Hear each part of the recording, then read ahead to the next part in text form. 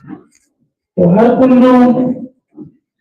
yi sarkin Fulani wasi nan tare.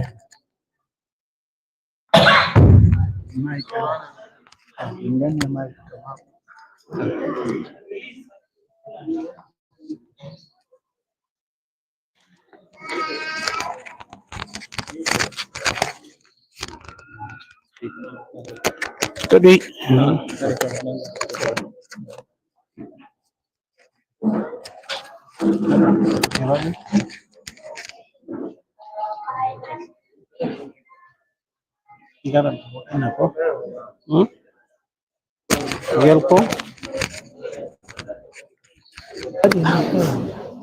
yi sarkin Fulani wasai minan tabe Jawabol Saidu mai saboy kwana ni wando. adoduma wadi ay kowa nane hollum mauna saboy min na sarkin Fulani wasai sarkin Fulani Plato gabago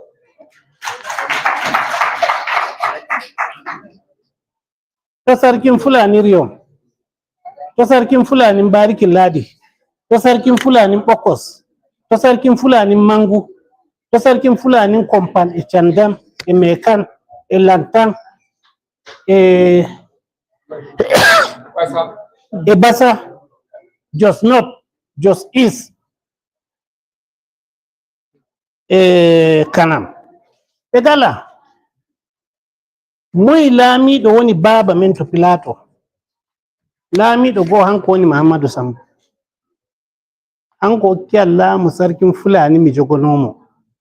ɗum laamu laamiɗo wasai hanko woni baba fulɓe Pilato hanko woni wakilijo Shehu Usmanu to Pilato to kafin mi meta mi toro Allah mi toro enen matoroɗen Allah yafano Sale Bayari min to mi waɗay mi yejjitata gannoɓe kafin mi wara kafin mi foɗɗa gogormiya goɓɓe gaɗino en anditu ɓeya gaɗuno Kenya ɓeya gaɗuno heesi Kenya Allah yafono Sale Bayari Mudi ɗan arɗo en gannoɓe gogormiya kafin mawnen Allah yafonoɓe arɗo dankali arɗo hajo hanko woni arɗo Dabo Boro mi yejjitata ka maɓɓe ɓe hokki gudunmowa kafin ma goɓɓe men mawna mi jaɓɓoto en musamman garɓe daga goɗɗi wurareji e garɓe haade mi jaɓɓo on gaba ɗaya ɗum taro nano mi sakirno ɗum non mi tawiri ɗum ba mi sekuno taro ɗum yewtata non amma sai mi tawi ɗum ƴaɓɓake to mi sekata ɗum ma emi nodda en fulɓe babban murya en nanu kutiniren e ko biyeteɗen alhamdulillahi emi yiɗi hokki an aro noppi mon taw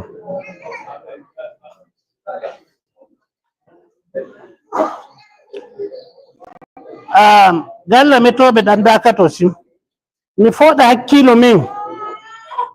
kullum iri nde jonde e waɗe e ɗum yi'ayen bo en nana bo amma aiki e majum hanjum saɗani en har hande gambo majum ko mi yiɗi mi yi'ayen ɗo fuu ko daɓɓiteten Allah hokki en ɗum enen fulɓe musamman enen fulɓe en ɓuri sembe gaɗen bara ko daɓɓiten goɓɓe balla en kap makarantuji men ɗiɗi ɗum innata gaba ɗaya ɗi ladde ɗi wallahi ngari goo mahiɗi ko ɗume makaranta woni to ladde no madi to ɗum sori gayi tati mahayɗo to ɗum sori gayi jowi biyoto modiɓɓe ɓe har dungu yaltowa gandi gala na to ko wari en kawai en giɗi hoore men en giɗi ɗum men en gañi bo hoore men ko moyi yiɗi jiiba muɗum to wañi hoore mum ta ɗum yima Allah waɗa natta aljanna a wi amin to ko balluɗa to ɗum wima kullum sai en mbiya ummoɗen daroɗen to daroɗen kowa e ño'i ɗum mum to jiiba mum wallirayi to darde nde yahata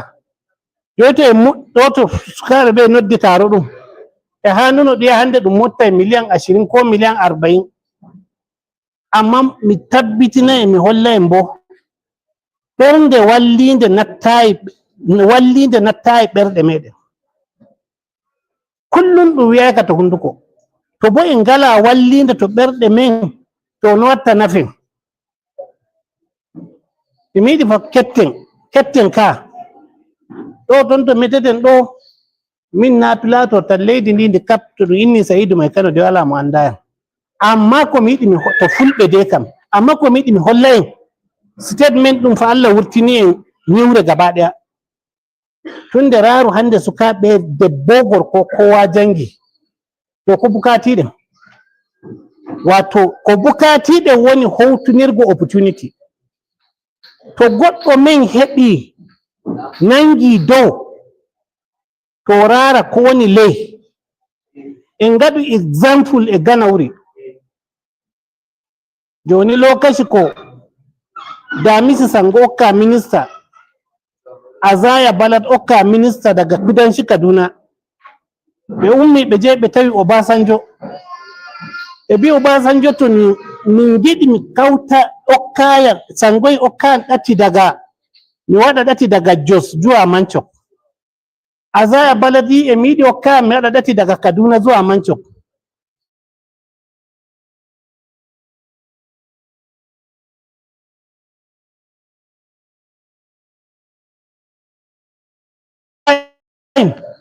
komin jahata min mbiya yimɓe amin to min jippake wiyete hanka waɗete e ngala nanguɓe downa e nonno ko jumɓe nanguɓe dow e haali ɗum wulaka so fullo to leydi ndi e aikin banza ɗumɗo en jogo en bonna lokaci to yiya en goɗi en jokkoyi koye shugaban kasa nakkinani fulɓe to leydi ndi yeyanka wala to enen hande hanga toroɗum bay haandi okken e haandi ɗum wara enen okkata na enen torotowa kammo majum sukaɓe ɓe jogiiɓe kungiyoyiji fulɓe daga pla ɗum waɗi sa'a ɗum okki sukaɓe matasa e andi yawara wala kiyen shugabanni en fulɓe mi yetti Allah kawtol hoore sauran kungiyoyiji pat sukaɓe deydeye en matasa en to komi yiɗi min holla en ɗo ko mi tabbitina en bo nonno ɗum suttori o fulɓe sutti o to dare kuwallum fulɓe giya to leydi ngam jato alheri wonani on kammo e woodi goɗi kungiyoyiji kesi gaba ko kawte hoore min nani belɗum yaadu mum e yaha deydey président mo ngam Allah planide waɗi to wase mo yehi ra hande taro waɗi a wari to Allah sakonoma alheri min gaɗanma maraba min jinjinoma Allah laamiɗo walluma iri ardungal ngal min fulɓe bukati kenan jukkoji ɗiɗi fottidari amma e miɗo kawten hoore keɓuɓe opportunity fadaro gaɗa ko hani hanjum famanantay fulɓe ɓe jawdi bo hande aɗa yiya bange sey ɗum turo to media way ɗum yehi sey tawa dotteɓe jooɗi gaɗi ɗari e goɓɓe ja way gaɗaniɓe bohol ha gasaniɓe ɓundu ɗum gayne gasatan bohol ɗum gayne gasata bohol no watta toroɗo daga ɗum more ayi to en toroda en aru ɗo mere yata juuɗe men mana ɗon ɗum nana belɗum ɗo ko boye ɗum tabbitina en ngaɗa to gaskiya fulɓe fay umma daroɓe mi metai abu biyu a gurguje dottien fulɓe tewoɓe rewɓe to tabbitine fo on andi to desotonɓe on andi ko ñannotonɓe on andi ko biyanotono ɓiɓɓe mo makaranta na a teye ɓiro debbo ɓangi jango witto tumbugel natta dalili hay ñannatama hay yarnatama a dari e ɓiɓɓe sappo ɓe maɗa ƴeɓɓaki ɗiɗo hanjum fo wonni en to leydi ndi tegal bo hokkimaɓe dole bo ɓe donuma ta meti bo nade dole ɓe nananma ɓe nanantama amma ɓe donete bo a walla a fota e kaɗaɓe to ya kamata ɗum anda kan ɗum no ɗiu koli ɗiɗi fottida hande leydi ndi e ndi yahira goɗɗum baybay mi jaɓu domu men fulanide ɗo waɗa ka kayaji ɗi mi jaɓi to gejjiten domu men amma fa to en gartirɗum abinci to en gartirɗum ñande kowa watta ɗum gayya so on jongama non ɗum kam na on karatu on ngala laada komi ɓornani ndi fulanide ndi ngam andi ton ko ɓe ɓeddutu amma to on gartirɗum ɗati ñamoɗa abinci kadi ganna waje jahoto kewte kam ɗo kadi en ɗalu bidiya ko a hotana Allah hanjum wurtinta en ɗo kadi ɗo gonɗen joni kono woni mbiyatama woni e wore burtinoren daga ɗo ɗo dari en fiya to gonna suttuɗon ɗo wayi to na gomnere wende mbino sodatake yeso keña o nanaɗo kadi jungo ɓe jaɓi to ko woni gonne en jaɓi ɓe resanatu e hawsa tan to sabo majum kakkilani addu'a kawai hottinta en ɗo kanji gonne en woni gaɗɗo ka hurmitako no ngayi men tabbantu leydi ɗum sisowoni onon modiɓɓe kaza to ɓe majjuɓe je Abuja ɓe gaɗi jungo na ko ɓe e hankali maɓɓe ɓe je ɓe gaɗi juuɗe ko ɓe ɓe janga e jirgin sama ko ɓe foɗata puccuɓe jaha en to yakamata kakkilani en kotan Allah komai wani ko waɗata ta wuro mum komai waɗa adalci daga wuro mum kadi wannan shugabanni fulɓe mi noddan musamman kakkilin hokki am haɗin kai ɗo musamman wannan da jihohiji mi nanira e goɗɗo laifidir mu amma e mi meta e babban murya sauke shugabanci ɗum anduno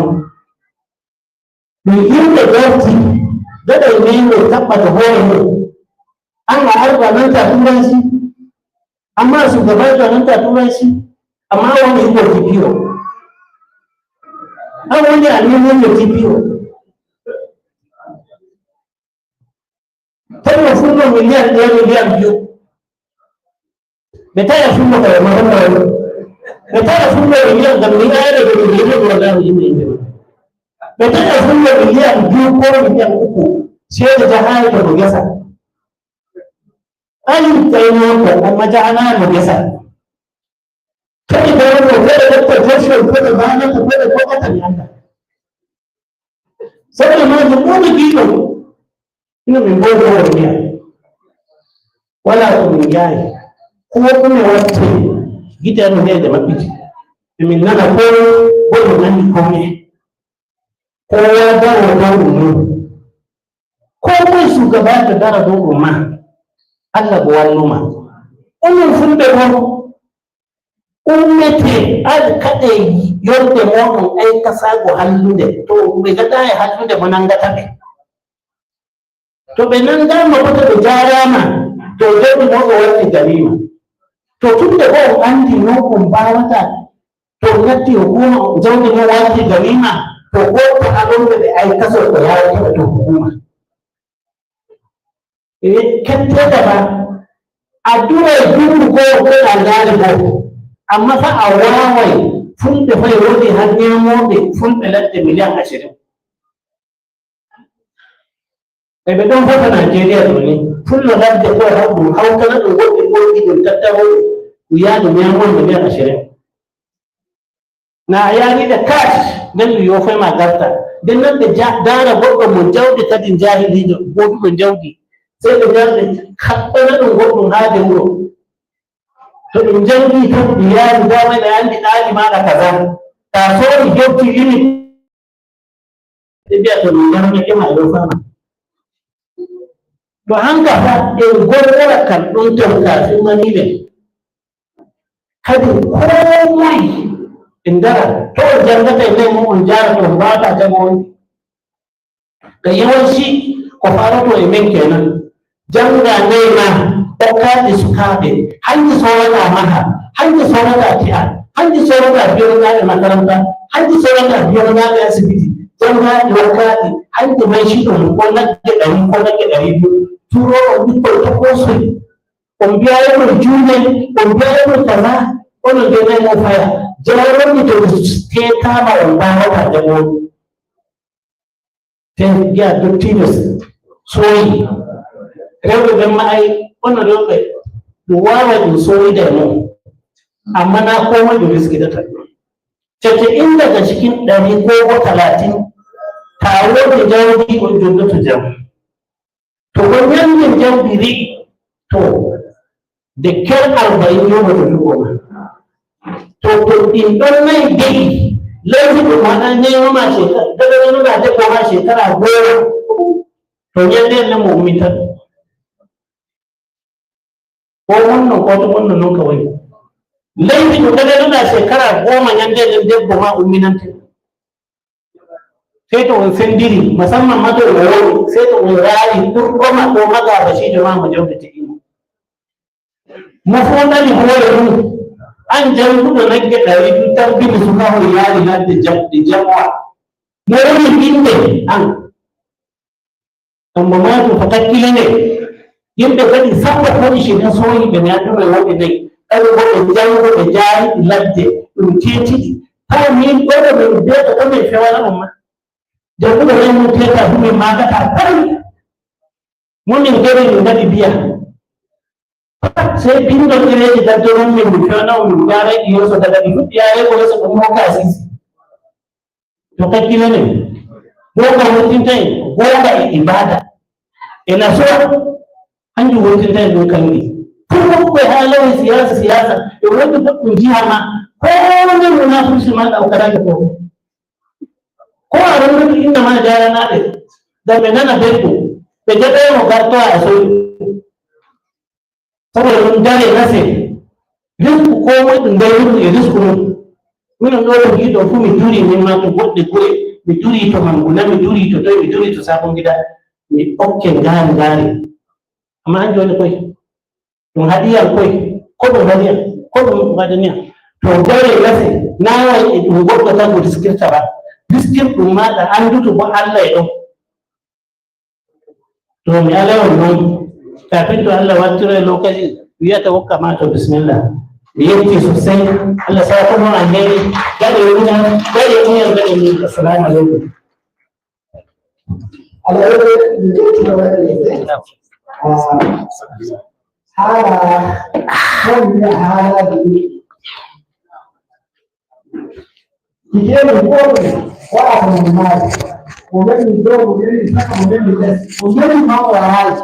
So,